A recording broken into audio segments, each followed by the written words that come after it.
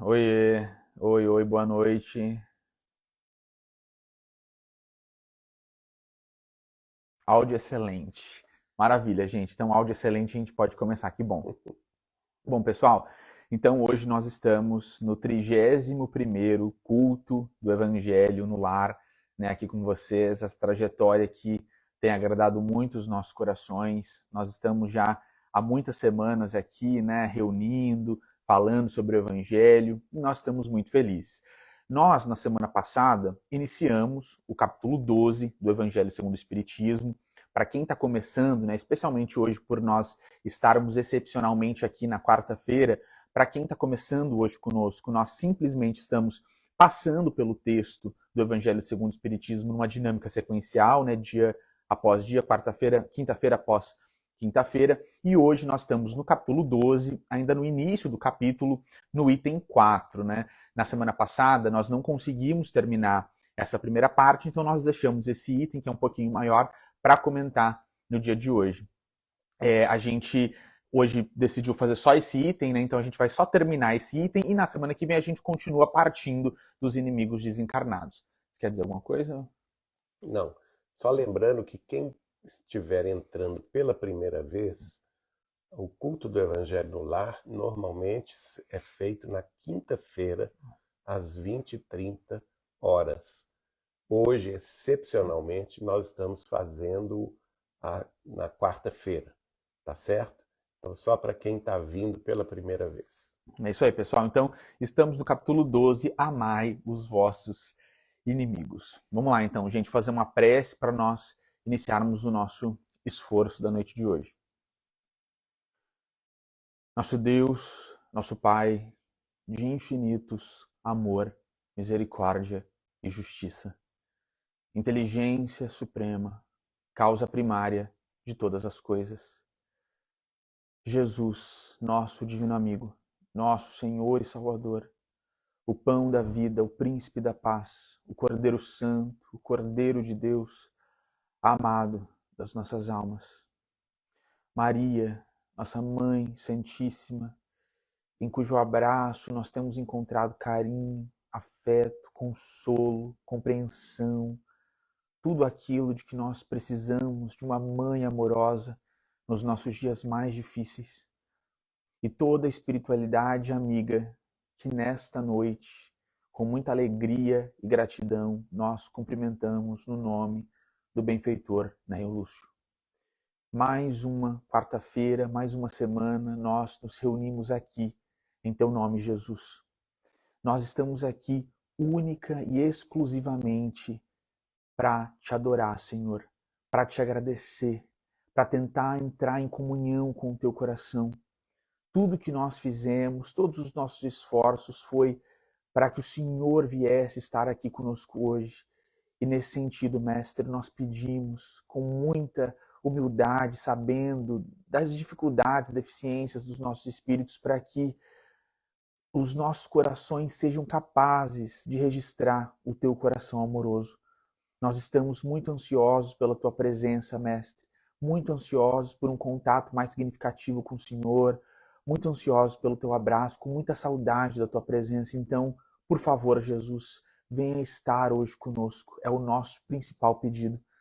Nós rogamos, Mestre, que o Senhor esteja sempre nos acrescendo em forças, nos ajudando, nos auxiliando, abrindo os nossos olhos para aquilo que é verdadeiramente necessário, ajudando a entender o que é materialismo, entender o que é espiritualidade, ajudando a discernir o certo e o errado e ajudando, Senhor, nas dificuldades do caminho estreito que leva à porta estreita, que é a porta do Evangelho.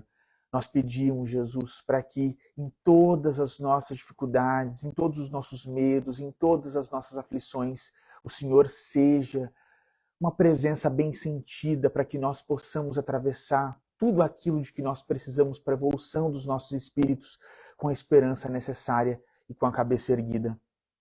E, acima de tudo, Mestre, nós queremos nesta noite te agradecer por tudo que o Senhor tem feito por nós.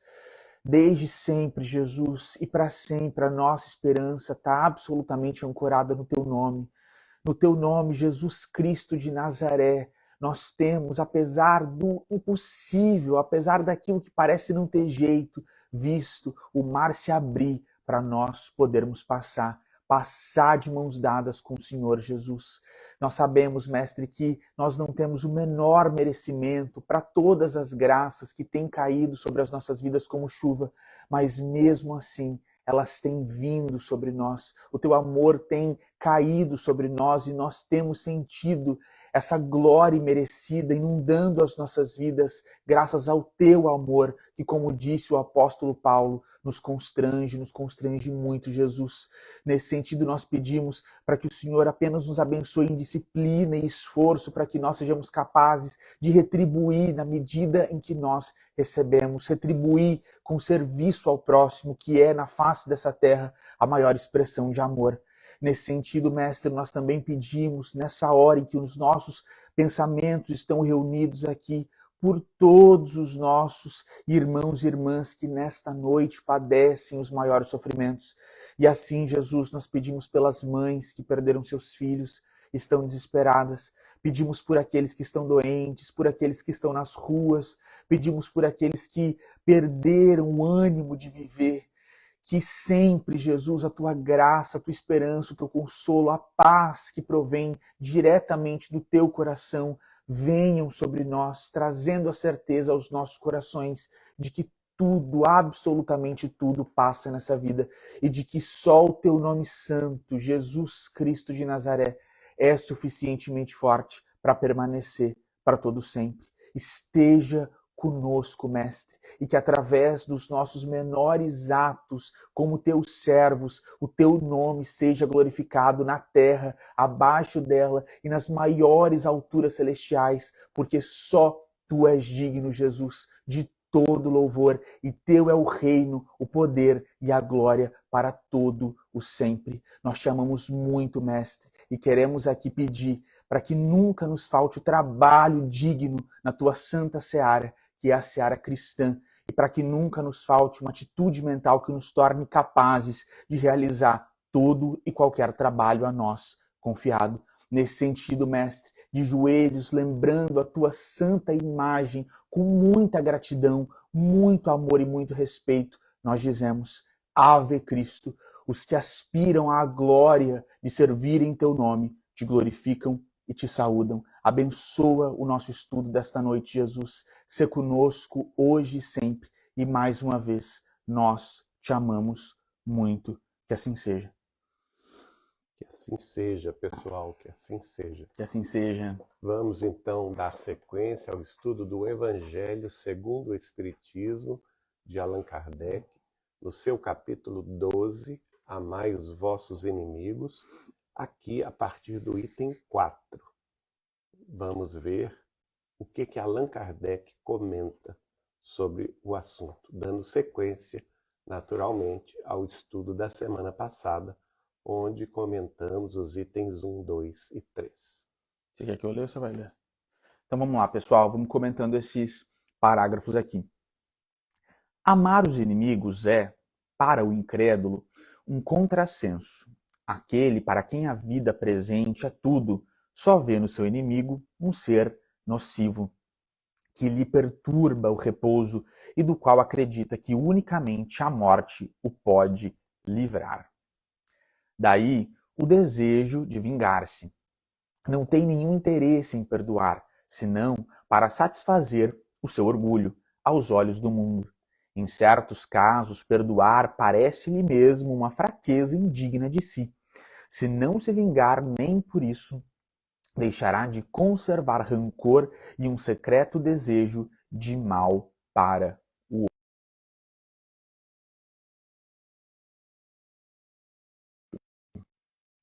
Vamos entrar este trecho. Então, pessoal, acho que pode ter dado uma travadinha aí para vocês. Infelizmente, a gente recebeu uma ligação aqui, mas eu imagino que já tenha voltado aí, né? Se vocês puderem dar um ok, vocês estão ouvindo a gente bem, se travou ou não. É congelado. Né?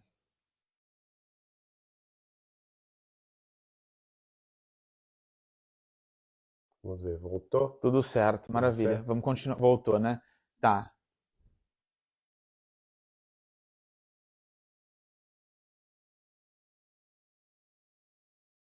Então vamos na sequência. Tá. Então, bom, eu li, eu imagino que vocês tenham ouvido a leitura. Não, já tinha. Já, Foi né? depois. Você quer comentar? Quer fazer o primeiro Eu quero comentário? comentar. Vamos Tá. voltar aqui.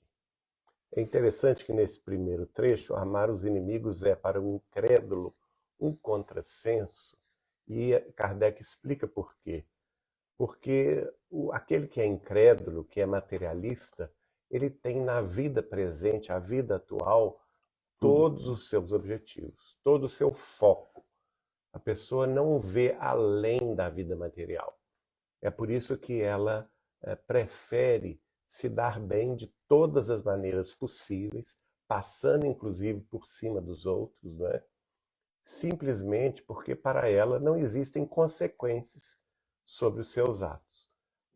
E ela não teme a Deus, não teme a própria lei divina, não tem respeito para com os semelhantes, não é? Então, essa questão do limite do proceder para a pessoa materialista está bem circunscrito aos benefícios que as suas decisões materiais, as suas decisões imediatistas terão para ela e para a sua família.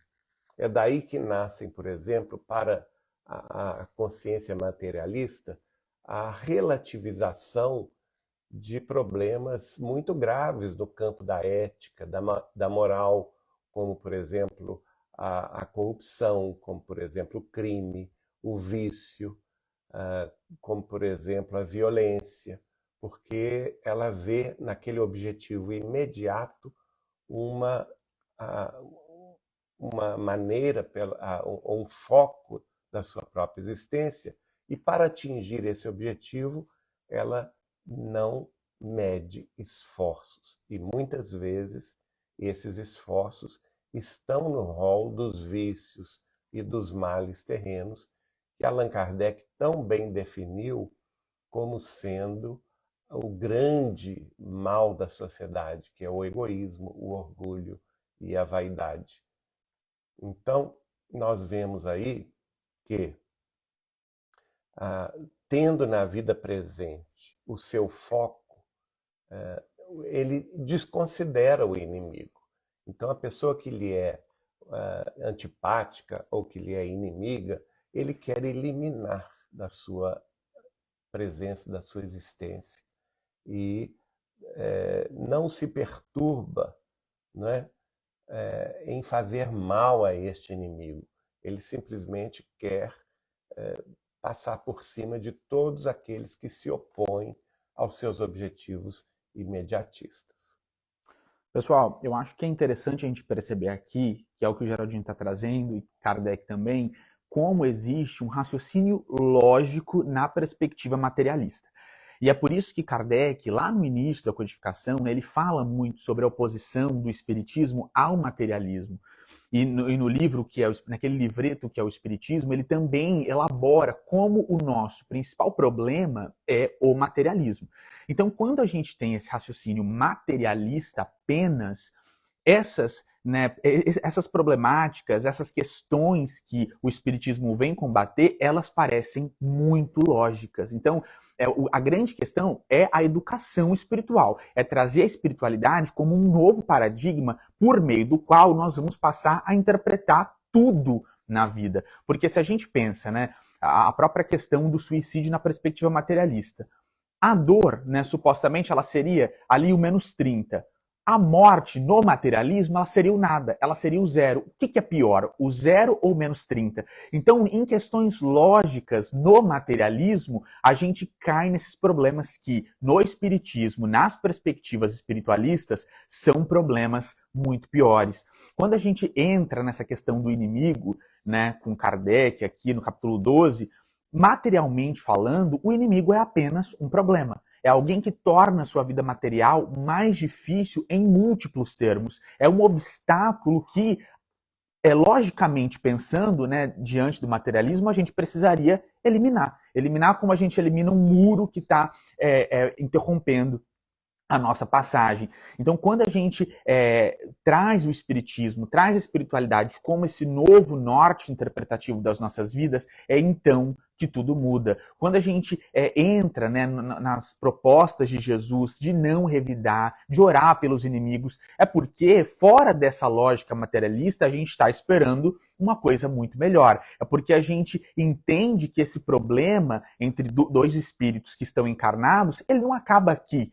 ele continua depois dessa vida. É porque a gente entende que esse inimigo, né, que dificulta a minha vida, né, que traz muitos problemas, se eu não me resolvo com ele agora, mesmo que ele desencarne, ele vai continuar atrapalhando a minha vida. Então é uma nova lógica. E nessa nova lógica, a esperteza, o bônus está em resolver. E aí a gente percebe como as riquezas, né, que estão relacionadas, aí é o que o Geraldinho falou, ao egoísmo, à vaidade, né, a essa maldade no olhar para o outro, como tudo isso deixa de fazer sentido. Né? Porque, como Jesus diz, o último vai ser o primeiro. Né? Aquele que é o servo, né, que serve a todos, vai ser o mais valorizado. Então, a gente precisa perceber, e aí, trazendo essa questão da epistemologia espírita, de uma ciência que chega ao mundo, a gente precisa perceber que, com o espiritismo, a gente tem uma mudança radical de entendimento da vida. E aí a gente precisa buscar os meios para crer nisso, para colocar a nossa fé em tudo isso, a nossa fé em Jesus, a nossa fé em Kardec, a nossa fé em Chico Xavier. E como a gente até já usou esse exemplo aqui, a gente acredita muito cientificamente na lei da gravidade. Então, crendo nessa lei, eu não deixo um copo cair, né? Porque eu sei que ele vai quebrar. Agora, será que eu tenho essa mesma crença de não deixar um copo cair, porque eu sei que ele vai quebrar, quando eu preciso perdoar o meu inimigo? Porque se eu acredito na espiritualidade e sei que esse é o melhor caminho para mim, então, obviamente, logicamente falando, o melhor seria perdoar, dar outra face, orar por esse inimigo com a mesma certeza com a qual eu não deixo um copo cair, porque acredito na lei da gravidade. Então, a gente precisa buscar os meios de crer. E aí a gente até conversou muito isso com o Orlando, que esteve conosco, como o trabalho dele, né, traz essa crença no espírito, como, né, vendo aquelas cartas consoladoras, a gente tem a certeza, no fundo dos nossos corações, de que a vida continua. Procurar esses meios para aumentar o nosso exercício de fé e poder seguir em frente praticando esses novos postulados. Então, podemos seguir. Você quer ler essa parte? Vamos. Então, daí o desejo de vingar-se. Não tem nenhum interesse de perdoar, ou em perdoar, senão para satisfazer o seu orgulho aos olhos do mundo. Em certos casos, perdoar parece-lhe mesmo uma fraqueza indigna de si. Se não se vingar, nem por isso deixará de conservar rancor e um secreto desejo de mal para com o outro. E a gente vê isso que nas civilizações mais antigas, a vingança ela era uma lei praticamente, né? A lei da retribuição do mal com o mal, nas civilizações mais antigas, mais embrutecidas, antes do cristianismo vir ao mundo, era realmente uma questão assim de valor pessoal. Aquele que foi ofendido, aquele que foi ultrajado, ele tinha diante da sociedade o direito da desforra. E o direito da desforra, seja através da perseguição do inimigo, ou do duelo, né? Ou mesmo de matar aquele que lhe ofendeu em praça pública, era um direito que era respeitado, porque as sociedades eram mais embrutecidas. Então, neste particular, aí nós vamos ver o avanço que o cristianismo deu ao mundo, quando Jesus fala, amai os vossos inimigos, fazei o bem a quem vos odeia, orai pelos que vos perseguem e caluniam. Quer dizer, a lógica cristã, ela vai justamente perverter essa ordem da vingança para levar a humanidade à reflexão sobre o perdão, sobre o esquecimento do mal, né? Sobre deixar de ter o desejo de vingar-se, né? De procurar forças para esquecer todo o mal que foi feito, e a partir daí não ficar naquela posição orgulhosa daquele que vai se vangloriar no seu orgulho de devolver na mesma medida o mal que houvera recebido. E, portanto, na ótica cristã, que é o inverso da ótica das sociedades mais embrutecidas, antigas, o perdão não é uma fraqueza. Ao contrário, o perdão é a mais alta das conquistas. E tanto é assim que Jesus Cristo, no alto da cruz da ignomínia, foi justamente nos dar a sua última lição, a lição do perdão. Pai, perdoai-lhes, porque não sabem o que fazem. E aí Jesus estava nos mostrando que muitas vezes, como eu falei na semana passada, muitas vezes aquele que nos está atacando, aquele que nos está perseguindo, nada mais faz do que agir por ignorância do mal que está perpetrando.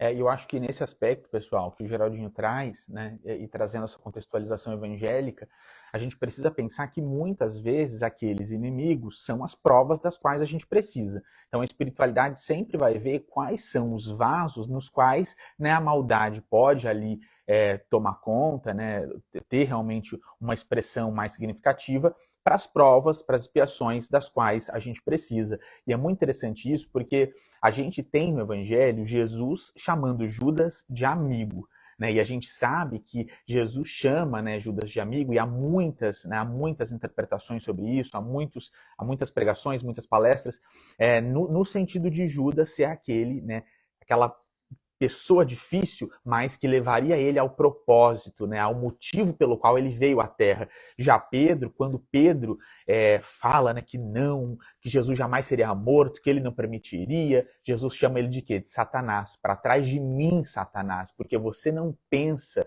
nas coisas de Deus, você pensa como os homens pensam. Então é o que o Geraldinho está trazendo. Esses postulados cristãos, né, os postulados espíritas, eles invertem a lógica das coisas. Porque é óbvio que há um prazer material em múltiplos termos na vingança, né? Inclusive um prazer carnal, o coração acelera, né, na hora da vingança, aquele sentimento de vaidade, de orgulho, aquele orgulho satisfeito, me vinguei, mostrei para fulano, né, o lugar dele. Agora, a gente precisa, e Jesus fala muito sobre isso no Evangelho, a gente precisa refletir sobre qual é a recompensa que nós estamos buscando aqui nessa terra. Uma recompensa de Deus ou uma recompensa dos homens? Porque essa é uma escolha que vai ser exercida por cada um de nós. A gente pode sim decidir, eu vou querer a recompensa dos homens. Como Jesus fala naquele momento em que ele fala da caridade, que a tua mão esquerda não saiba o que a direita está fazendo. Porque se, né, você se vangloria no momento da caridade, a tua recompensa é a vaidade, né, satisfeita. Agora, se você faz em segredo, a tua recompensa é com Deus. E é a mesma coisa nessa questão da vaidade. Muitas vezes, se você se vinga, você vai sair como o grande triunfador que colocou as pessoas nos seus devidos lugares. E se você perdoa, como o Geraldinho trouxe aqui, você muitas vezes no mundo vai ser visto como o bobo, né? Aquele que é muito fraco, que não toma decisão, que não consegue escolher o melhor caminho na perspectiva dos homens. Inclusive, quando esse momento que o Geraldinho está trazendo, né, de Jesus na cruz, perdoando, né, Pai, perdoa-lhes porque eles não sabem o que fazem, aquele espírito perverso que está conversando com Jesus, quando Jesus fala isso, ele fala para o Cristo que se Jesus amaldiçoasse aqueles que o deixaram sozinho, ele sairia da cruz como um grande triunfador. Isso está lá no livro, se eu não me engano, Contos e Apólogos, do Humberto de Campos. Agora, um grande triunfador para Deus ou para o mundo? Né? Eis a questão. Eis a questão. E Jesus, obviamente, veio para triunfar na perspectiva espiritual. Imagine vocês que no livro A Caminho da Luz, Emmanuel, escrevendo sobre a prevalência espiritual do Cristo, de Jesus Cristo de Nazaré, ele vai falar que Jesus é o governador da terra, que foi aquele espírito para quem Deus deu a missão de construir a própria terra há 4 bilhões e 500 milhões de anos atrás. Nível, né? Então, vejam bem, por mais que sejam inteligentes os espíritos perversos da terra, são espíritos humanos, né? Que apenas têm uma evolução, vamos dizer assim, enviesada, muitas vezes apenas no raciocínio, apenas intelectual ou cultural, mas que em matéria de moralidade, de ética, de amor, são espíritos extremamente atrasados, como a grande maioria dos habitantes de um planeta como a Terra, que é um planeta de provas e de expiações. Não se compara, portanto, o poder, não se compara, portanto, a inteligência, não se compara, então, a moral, o amor, a sabedoria de um habitante humano terrestre, seja dos planos materiais, sejam nos planos espirituais, com a prevalência de sabedoria e amor de um espírito puro como Jesus, que já trilhou aí há bilhões de anos esse caminho, tanto é que há 4 bilhões e 500 milhões de anos arregimentou os seus ministros angélicos para construir a Terra. Então vejam vocês, a visão de Jesus era muito mais ampla. Por isso é que imediatamente ali, apesar de todo o sofrimento na cruz do sacrifício, ele vai pedir a Deus o perdão para todos os seus algozes, porque eles de fato desconheciam, eram ignorantes do mal que estavam praticando. Bom, no item seguinte... Você quer falar? Pode comentar. No item seguinte, no parágrafo seguinte, Allan Kardec comenta: para o crente, sobretudo para o espírita, a maneira de ver é totalmente diferente. Porque lança os olhos sobre o passado e sobre o futuro, entre os quais a vida presente não passa de um ponto. Vejam bem, eu quero comentar isso aqui, porque a verdade ela é sempre relativa ao ponto de vista de onde você a enxerga. Nós não conhecemos a verdade, por quê? Porque geralmente ela vai estar restrita ao seu grau de entendimento, ao seu grau de evolução, tanto moral quanto também intelectual e cultural, e a sua visão vai ser extremamente limitada de acordo com aquele ambiente no qual você foi criado. Vamos dar um exemplo. Hoje, todos nós conhecemos o que é um avião. Né? Em pleno século XXI, o avião já foi inventado há mais de um século, então nós nos acostumamos a ver essas máquinas voadoras maravilhosas cruzando os nossos espaços, aviões, helicópteros, né? E até outros tipos também de máquinas voadoras, como ultraleve. Esses dias mesmo nós vimos ultraleve perto aqui.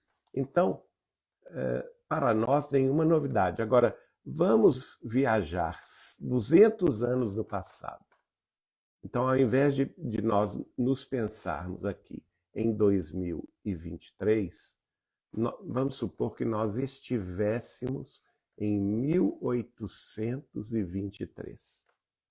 E uma dessas máquinas voadoras passasse por cima de um avião do nosso tempo, passasse por cima de uma cidade, de uma grande cidade europeia. Como que seriam as reações daqueles habitantes? Né? Muitos provavelmente sairiam correndo, apavorados. Outros iriam, talvez, descrever essas máquinas, esses aviões, como pássaros de ferro, né? Como monstros que fazem barulhos tenebrosos, e uma série de literaturas fantasiosas viriam a partir daí. Isso mostra, portanto, que o avanço do nosso olhar vai depender também da quantidade de conhecimentos que nós já temos. Vai depender do nosso amadurecimento moral, das nossas conquistas culturais, tecnológicas, científicas, não é? Então, da mesma forma, essa verdade ela vai se ampliando a partir do momento em que nós vamos analisando os fatos por diversos pontos de vista, que vão se somando não mais à vista de um ponto, que é a sua opinião, mas a soma de vários pontos de vista sobre uma mesma realidade, em comunhão de diversas pessoas, ilustres ou não, para que a gente chegue, então, a uma conclusão. Do ponto de vista moral, isso também se aplica.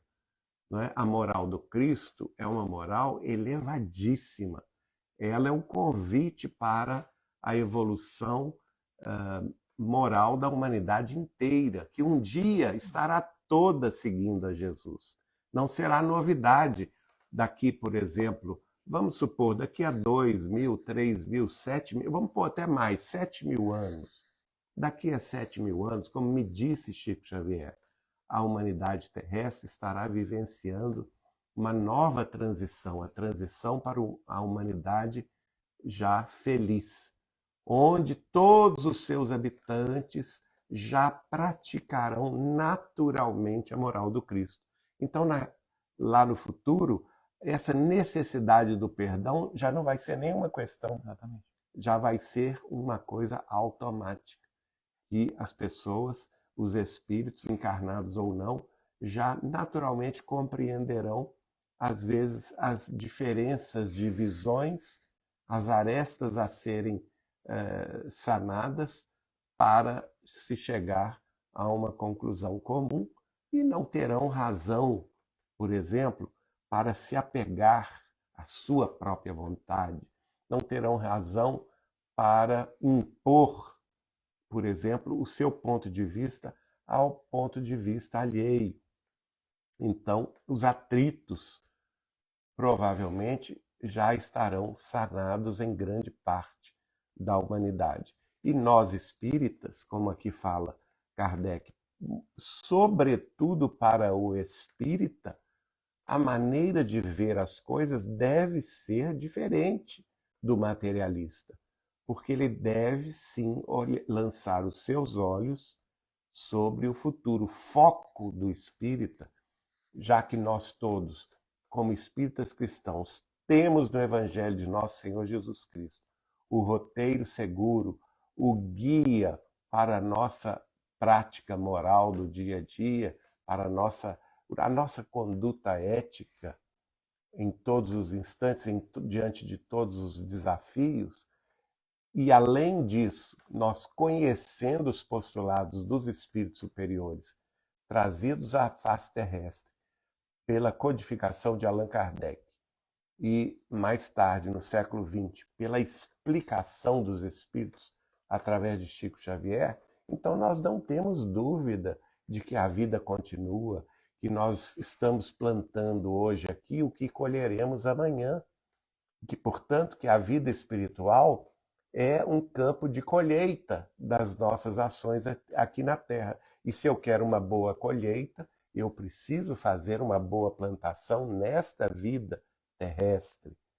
Portanto, os nossos olhos, o nosso foco não é o foco materialista do aqui e do agora, aquele objetivo transitório, material. Ao contrário, é um objetivo muito mais amplo, muito mais espiritual. E por essa razão, os nossos olhos têm que ser lançados ao futuro, e a vida futura de nós, seja no mundo espiritual ou até mesmo em futuras reencarnações, deverá ser para nós um objetivo mais alto, mais elevado a ser alcançado, tanto no campo da do conhecimento, no campo da sabedoria, quanto no campo dos sentimentos, da evolução dos nossos sentimentos a caminho de uma fraternidade mais pura, mais legítima, onde a solidariedade impere, onde o esquecimento do mal seja uma coisa mais natural. Pessoal, é isso que Kardec traz aqui para a gente, é um problema ao qual a gente precisa se atentar muito. Porque para os espíritos superiores, essa noção de tempo ela não existe. Passado, presente, futuro, especialmente nesses termos tão delimitados.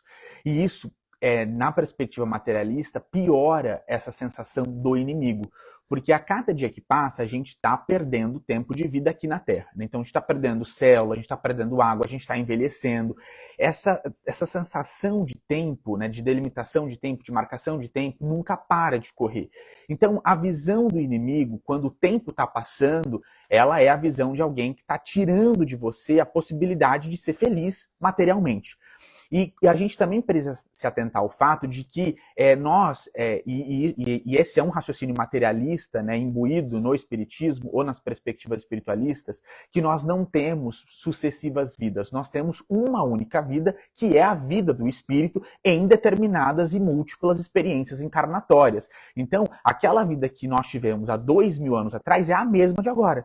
Essa sensação de múltiplas vidas, ela é errônea. A mesma vida em múltiplas encarnações, em múltiplas experiências, passando por aquilo de que a gente precisa passar. O tempo, ele serve, né, no estágio em que nós estamos, para a gente ter alguma organização social e para a gente conseguir medir o tempo, né, e como os nossos corpos e os nossos recursos físicos, eles vão se decompondo para a gente poder tentar marcar isso e aproveitar da melhor forma possível. Então a gente precisa retirar, né, essa visão de ponto, como Kardec fala, né, uma vida, um ponto, uma oportunidade, uma chance, porque isso é muito materialista. E nessa perspectiva do capítulo 12, dos inimigos, essa sensação de tempo, ela piora muito a forma como a gente vê o inimigo, porque parece que a gente está numa corrida e ele está sempre atrasando, ele está sempre puxando a gente para trás para não chegar a esse aproveitamento das coisas materiais, que seria, na perspectiva materialista, o único motivo pelo qual nós estamos aqui. Tá bem aqui agora. Pode ler. Quer que eu leia? Então Kardec continua. Sabe ele que, pela própria destinação da Terra, deve esperar encontrar aí, com homens maus e perversos, que as maldades com que defronta fazem parte das provas que deve suportar e o elevado ponto de vista em que se coloca lhe torna menos amargas as vicissitudes, quer procedam dos homens, quer das coisas. Se não se queixa das provas, também não deve queixar-se dos que lhe servem de instrumento. A gente comentou, né, sobre isso.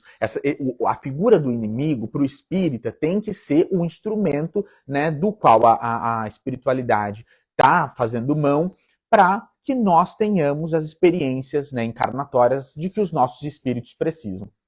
Quer comentar? É interessante isso. Está aqui, não, instrumento. Esse ponto aí, porque se a pessoa, a gente que tem essa noção, por exemplo, o Espiritismo nos ensina que todos os sofrimentos terrestres têm uma razão de ser.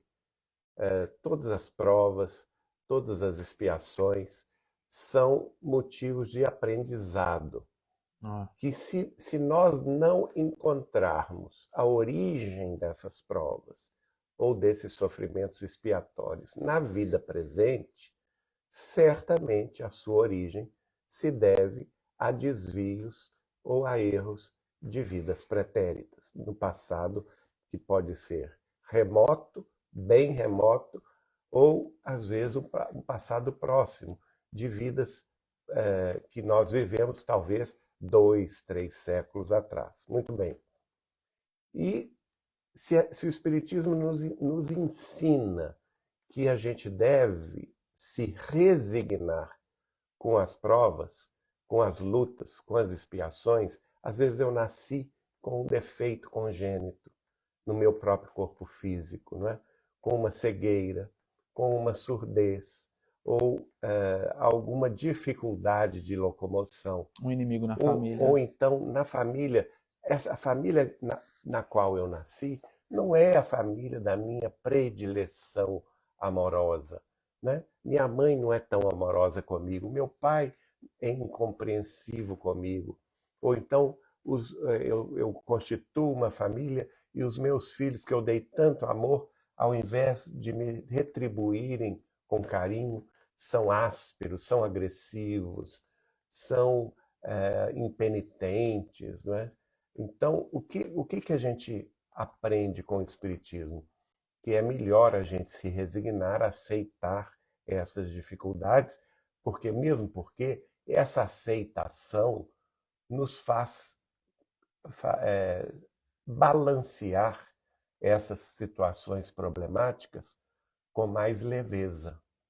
Uma vez que você continua brigando com as coisas que não dependem do nosso controle, né? Por exemplo, a doença do corpo físico não depende do nosso controle.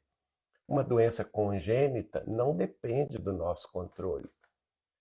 Os familiares com os quais nós nascemos, sejam eles através deles, como mãe, pai, ou avós e avós, ou aqueles que são os nossos descendentes, não fomos nós que, pelo menos nesta encarnação, os escolhemos.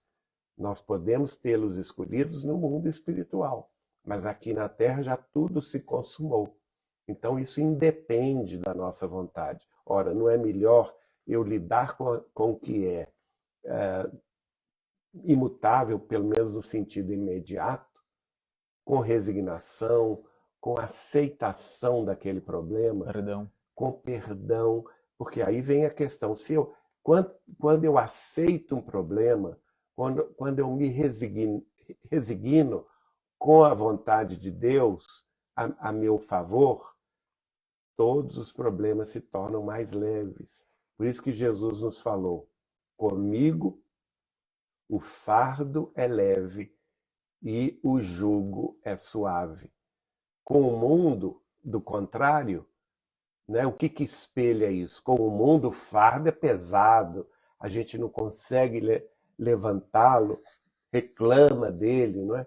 E também a justiça do mundo, ela é uma justiça que não tem nada de leve, é uma justiça muitas vezes dolorosa. Então, qual dos dois pontos dessa balança nós vamos preferir? Claro que é o jugo leve e o fardo leve e o jugo suave de Jesus, da espiritualidade maior. E para que isso seja uma realidade nos nossos sentimentos, nós temos que, além de suportar as provas com valor, com resignação, nós temos que vê-las também por um elevado ponto de vista moral, que é o perdão, que é o esquecimento do mal, que é relevar as ações infelizes dos outros em relação a nós, sempre imputando a eles uma certa ignorância que no futuro será sanada. E assumindo a responsabilidade. E assumindo a nossa responsabilidade. Em algum lugar da história está. Exatamente. Nessa vida ou em outra. Se eu não fiz mal a um parente que tem em mim uma antipatia assim insuperável, certamente numa vida pretérita eu fiz com que ele tivesse essa antipatia nata. Né? Eu provoquei isso nele. Talvez eu fiz tão mal a ele numa vida passada que ele inconscientemente guarda essa rejeição conosco, não é? Agora, uma vez que eu compreendo isso, é melhor relevar todo ataque, toda aquelas alfinetadas, né? Tem até uma página do Evangelho que fala, às vezes a pessoa não faz um mal assim escancarado para você, mas tem aquelas alfinetadas nas horas menos felizes, onde ela sabe que dói, e aquela alfinetada é sistemática, ela é frequente, não, né? E a pessoa também não abre mão de dar essa alfinetada. Então, a gente é melhor relevar isso tudo e partir para essa frase aqui, ó. Se não se queixa, aí falando-se da responsabilidade moral dos espíritas. Se não se queixa das provas, também não deve queixar-se dos que lhe servem de instrumento. Gente, e aí, nessa próxima parte aqui, Kardec entra justamente nisso que a gente está falando, porque ele diz: se em vez de se queixar, agradece a Deus por experimentá-lo, deve igualmente agradecer a mão que lhe dá ocasião de demonstrar a sua paciência, a sua resignação. Então, agradecer, aí a gente entra num outro aspecto, que é agradecer pelo inimigo. Né? E é nesse ponto que o Espiritismo, né, tem essa perspectiva de tamanho consolo, né? Ele é o consolador, porque quando ele explica as relações entre o plano imaterial ou espiritual e o plano físico, explicando como tudo isso se dá cientificamente para que dessa ciência a gente retire nesse arcabouço de entendimento moral e filosófico, o Espiritismo aparece então como consolador, explicando, como o Geraldinho falou, poxa, mas eu não entendo como alguém na minha família pode me odiar tanto. Aí vem o Espiritismo e te explica, mas pode ser que esteja numa encarnação passada. Poxa, mas eu não entendo como meu filho, por quem eu fiz tudo, né, pode agora estar me tratando dessa forma, se tornando meu inimigo. Aí vem o Espiritismo e te explica, mas pode ser que numa outra oportunidade você não foi a mãe, o pai, você foi o inimigo que fez tão mal. Esse filho agora você está resgatando. Então o Espiritismo vem e traz esse arcabouço de conhecimento que só por explicar essas causas ele consola.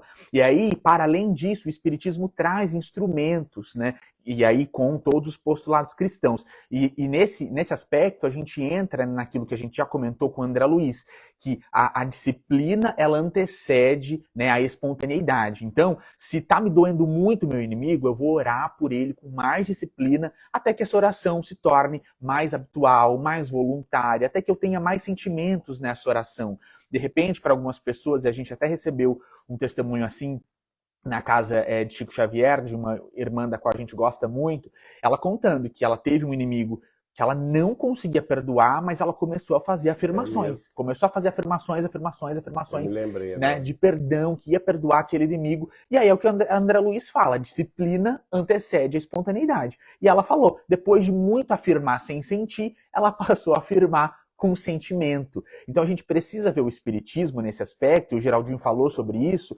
como um que a mais de responsabilidade por essa bênção de conhecimento que a gente recebe. Não é qualquer coisa. Né? É uma bênção de entendimento. De entendimento. De entendimento que antes do Espiritismo não se tinha. Que era. Porque a grande chave que o Espiritismo traz ao mundo é a chave da reencarnação. Exatamente. Não é uma chave que ele traz como novidade, porque nós sabemos que a reencarnação é um postulado de várias crenças espiritualistas da Ásia e da Ásia Menor. E a gente sabe, com o próprio Evangelho segundo o Espiritismo, Kardec explica que para os hebreus a ideia de reencarnação já existia dentro da palavra ressurreição. Exato. É que eles usavam uma palavra para esses dois sentidos, ressurreição e reencarnação. Exato. Então, mas no mundo ocidental, vamos dizer Exatamente, assim, o Espiritismo é quem resgata para a cultura ocidental. A gente pensa que está nascendo na França, no século XIX. Exatamente. Então ele resgata essa chave com a qual nós vamos abrir a porta da compreensão do entendimento maior, da justiça divina, da lei de ação e reação, causa e efeito, que é o Instituto Universal. Chico Xavier falava isso. É o Instituto Universal da Justiça Divina. E nenhum de nós vai escapar desse Instituto Universal. Não é? Você está diante de um roteiro de plantações e colheitas. E todos nós, como espíritos imperfeitos que nós ainda somos, no passado próximo ou remoto, nós também erramos. Nós também nos desviamos. E aí vem a outra questão do perdão, porque se eu também sou uma pessoa falível, né? Se eu também sou uma pessoa imperfeita, eu também vou errar. Exatamente. Então, por isso que na oração do Pai Nosso, né, tem aquela questão, perdoai na mesma medida as nossas ofensas, assim como nós perdoamos aos nossos ofensores. Ou seja, se eu não perdoo ninguém, eu também não vou ter moral para pedir o perdão das minhas ofensas. E, invariavelmente, gente, todos nós erramos. Agora, é claro que a pessoa que não tem essa ótica da espiritualidade maior, da multiplicidade das existências, que fica muito focada no aqui e agora do materialismo, ela é mais propensa a dizer: ah, meu Deus, mas o que eu fiz para merecer isso? Exatamente. Ou então diz Não assim: acha, ah, eu não merecia isto.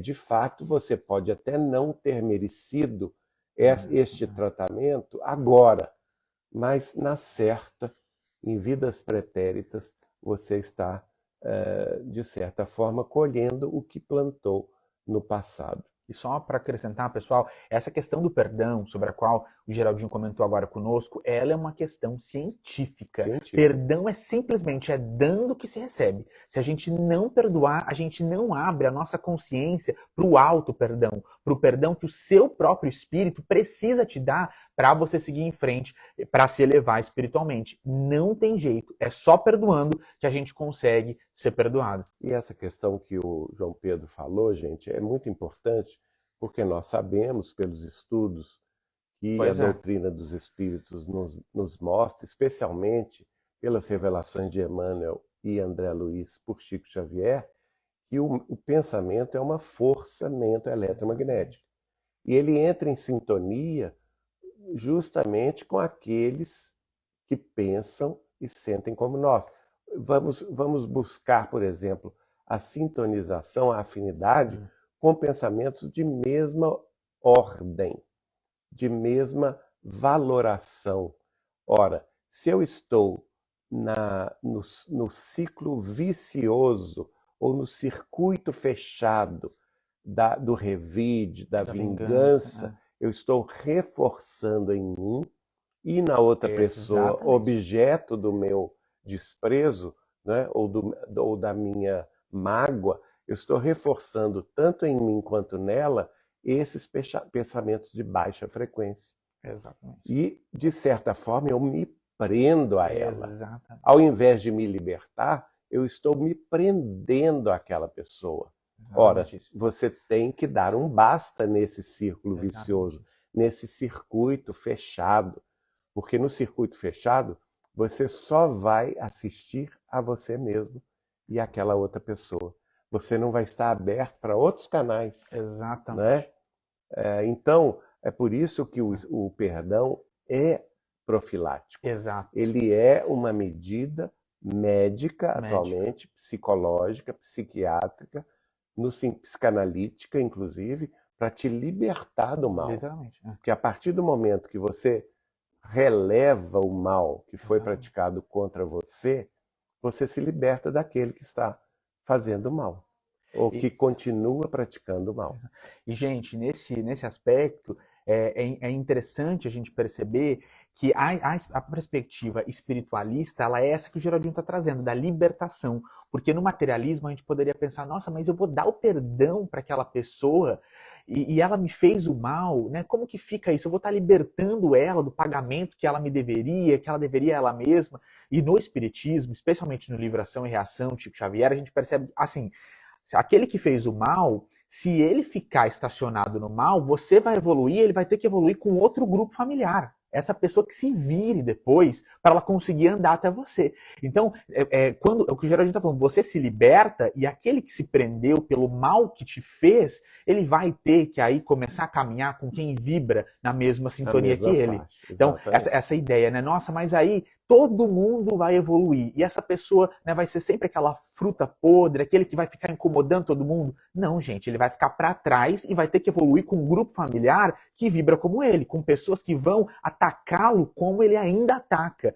com pessoas que vão responder num nível de maldade como ele ainda age. Então a gente não precisa, nessa perspectiva materialista, de pensar, nossa, mas eu tô, né, dando perdão e aquela pessoa não vai ter nem que lidar com a minha ofensa, com a minha mágoa. Não. Se liberta, porque ele vai com toda certeza, como o Geraldinho falou, ter que lidar com a colheita, né, da plantação que ele fez. E é aquela história, né, que foi dita essa frase pelo nosso Senhor Jesus Cristo.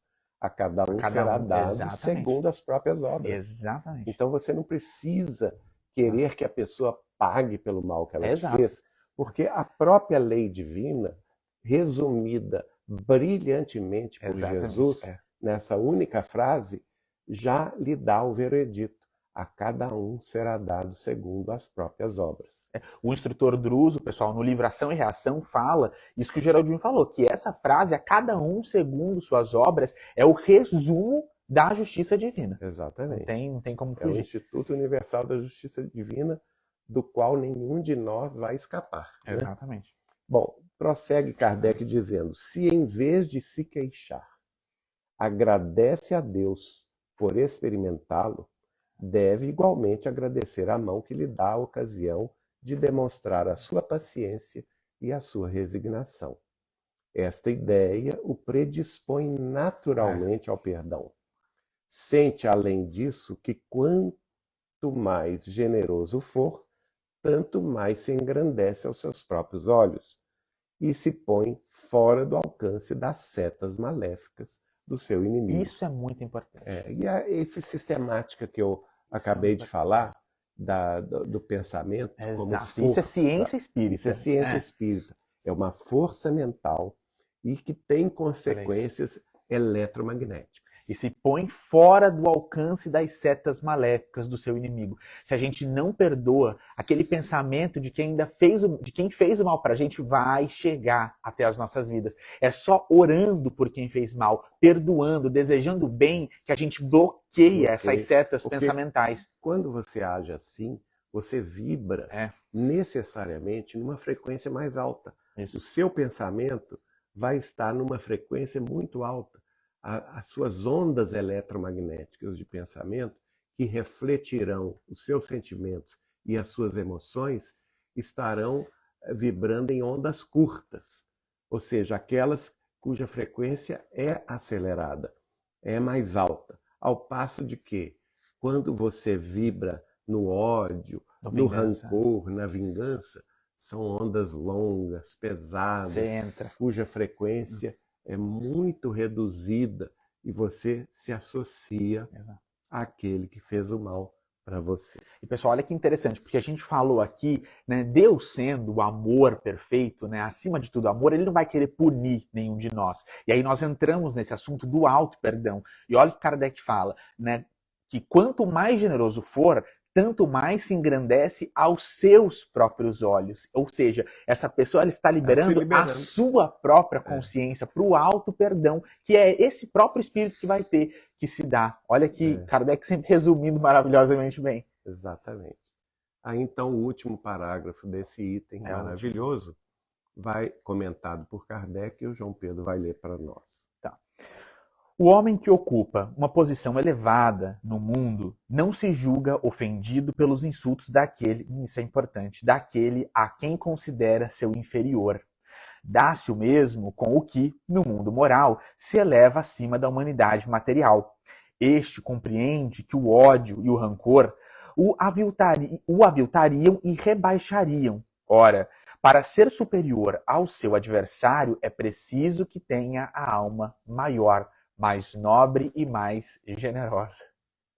Essa conclusão é magnífica. Exatamente, você falou sobre isso. Que é justamente o que se espera de um espírita. Exatamente, que é o que Jesus fala. É isso mesmo. Você não tem condição de ser espírita se não entende isso. Exatamente. E muito menos você não tem condição de ser cristão se não compreende que esta é uma necessidade. Nós temos que ser mais nobres e mais generosos.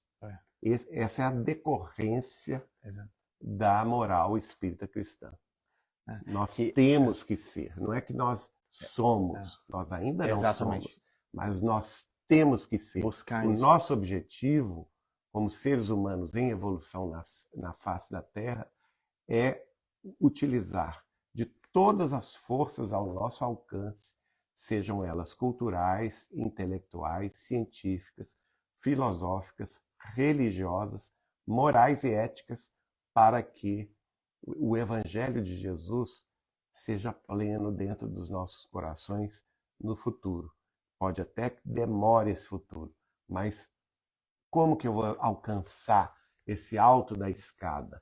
Como que eu vou subir essa escada aí da evolução infinita? Começando no primeiro degrau.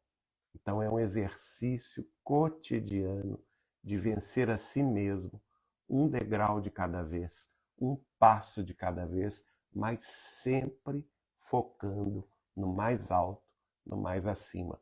Nunca me esqueço de Chico Xavier falando comigo: Geraldinho, nós temos que ter na terra os pés bem plantados no chão da nossa realidade.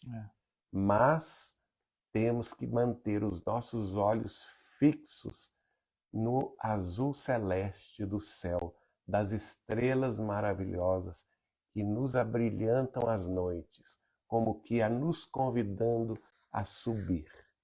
Então, esta é a palavra de Chico Xavier que eu reputo como um grande ensinamento em direção da consagração do Evangelho do Cristo por dentro dos nossos corações. Isso é muito bonito, pessoal, e tem muita sintonância com o que Jesus nos fala quando ele dá essas dicas práticas sobre perdoarmos os nossos inimigos, né? Não emprestarmos só aqueles que nos emprestam. Quando Jesus vai dando essas dicas que são opostas ao que se espera do materialista, ele fala: sede perfeitos, como o vosso Pai que está nos céus é perfeito. Então, é o que o Geraldinho está falando. O nosso parâmetro de comparação não pode jamais estar aqui. Tem que estar sempre naquilo que a gente precisa ser, naqueles lugares nos quais a gente precisa evoluir, entendendo, né, que é uma tarefa muito difícil, que é uma tarefa custosa nesse sentido de que vai contra tudo que é materialista, vai contra essa lógica, né, do mundo. Então, realmente muitas vezes nadar contra a maré, mas procurando, né, esses pequenos atritos com nós mesmos, num sentido, né, de melhorar para viver mais feliz na espiritualidade. Mas eu vou dizer uma coisa que eu também ouvi de Chico Xavier: se fosse fácil, nós não daríamos valor. É verdade. Toda conquista, olha aí, gente, isso eu ouvi de Chico Xavier, tudo que é muito bom, tudo que nos faz felizes para a vida imortal é algo que é conquistado a um preço de muito esforço, de muita dedicação. Por isso que quando a gente conquista, a gente se alegra tanto. Olha aí, gente, é mais um incentivo do Chico, né? Pode ser muito difícil, mas vai valer a pena. De fato, é realmente muito difícil, mas a gente tem que seguir em frente. Você quer falar mais alguma coisa? Não, nós chegamos aqui ao final deste item, já temos 1 hora das nossas considerações, passa rápido. Passa rápido. Então a gente agradece a presença de todos. Semana que vem, lembrando, nós voltaremos a fazer o culto do Evangelho no Lar na quinta-feira. Nós faremos essa transmissão a partir da semana que vem nas próprias dependências do Grupo Espírita Saber Amar, que é também dependência do portal Saber Espiritismo e da TV Saber Espiritismo em Belo Horizonte, e contando com a presença tanto dos amigos virtuais quanto daqueles que poderão estar fisicamente conosco lá no Grupo Espírita Saber Amar, quinta-feira que vem, 20h30. Lembrando que esse é um bate-papo meu e João Pedro, né? E todos estão convidados a participar desses estudos, ou virtualmente ou presencialmente. O capítulo continuará sendo o Evangelho segundo o Espiritismo, capítulo 12, Amai os vossos inimigos, e o item da semana que vem será os inimigos desencarnados, que é o item 5. Bom, pessoal, então é isso, né? A gente esteve aqui hoje na quarta, excepcionalmente. Semana que vem nós voltamos com tudo ao normal. Já vai ficar salvo, né? Como todos os episódios ficam. Para quem gosta de assistir no YouTube, toda sexta-feira tá tendo, né, um episódio novo do que já foi gravado aqui no Instagram, mas estão postando lá no YouTube da TV Saber Espiritismo. Então, quem acha o YouTube mais confortável, pode assistir lá, porque toda sexta-feira tá tendo transmissão. E como João Pedro falou, como fica gravado, vocês também podem escolher que a gente participe do seu culto no lar, não é? Na data que vocês escolherem, que nós estaremos lá pela multimídia. É verdade. Eu me lembro do Chico falando comigo: Geraldinho, o que é multimídia? Eu disse: eu não tenho a menor ideia, Chico, mas pela palavra deve ser a união de todas as mídias. Por que o senhor está me perguntando isso? E ele me diz assim: porque os espíritos estão me dizendo que chegará o dia em que a doutrina será divulgada em multimídia. Olha Que aí, legal, né? Bom, muito pessoal, legal. então, antes de nós fecharmos aqui a live para salvar, o Geraldinho vai trazer uma prece para a gente e aí a gente se encontra aqui na semana que vem. Então nós vamos agradecer a Deus a oportunidade desta hora que nos favoreceu, unindo os nossos corações, as nossas mentes, as nossas almas e os espíritos desencarnados, amigos de nossa estrada, para esse convívio fraterno, para essa troca de energias, de conhecimentos, de inspirações, porque creiam vocês, muito daquilo que nós falamos nos é inspirado pelo plano maior, pelos amigos espirituais, nossos guias e mentores, que se utilizam desses momentos, nos quais a presença de Jesus é consagrada. Onde duas ou mais pessoas se unirem, ali está presente o nosso Senhor. E em nome dele, esses benfeitores amados nos enviam as suas mensagens, as suas reflexões, para que cada um de nós possamos colocá-las em prática no nosso dia a dia, em nossas casas, em nossas famílias, em nossos grupos familiares, em nossas atividades profissionais, em nossas casas espíritas cristãs, em nossas instituições religiosas e também na via pública, na via de relação com os nossos irmãos de jornada terrestre. E é pensando neles e elevando o nosso pedido, a nossa súplica a Deus, nosso Pai, que é todo poder e toda bondade, nós dizemos: Pai nosso que estás nos céus, Pai de todos os aflitos, esteja conosco, Senhor, neste momento, abraçando-nos em humanidade, como uma única família, como um único propósito de comunhão espiritual. Não se esqueça, Senhor, de dar-nos forças e coragem para que venhamos a vencer em nós o próprio mal, para que saibamos perdoar ofensa a ofensa, agressão a agressão, com as luzes do nosso coração. Que aprendamos o perdão dia a dia, hora a hora, na experiência que nos abraça o caminhar terrestre, ou mesmo na vida espiritual.